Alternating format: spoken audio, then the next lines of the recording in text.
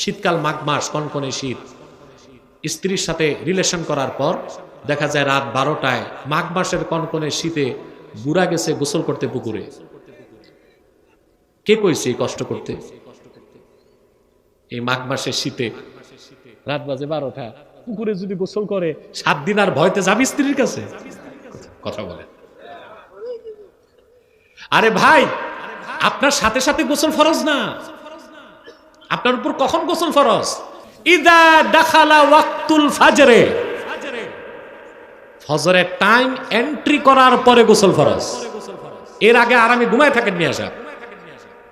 হ্যাঁ, এর আগে যদি আপনি কোরআন তেলাওয়াত করতে চান, তাহাজ্জুদ পড়তে চান, তখন আবার ফরজ হবে। একটা কষ্ট থেকে বাঁচার ব্যবস্থাও বলে দিলাম। তাহলে মুমিন কখনো অপবিত্র হয় না। জীবিত থাকলো কি, মারা গেল, যেহেতু তার কি আছে, কাফের কখনো পবিত্র না, যেহেতু তার ঈমান না। এতটুকু বুঝাইতে পারলাম?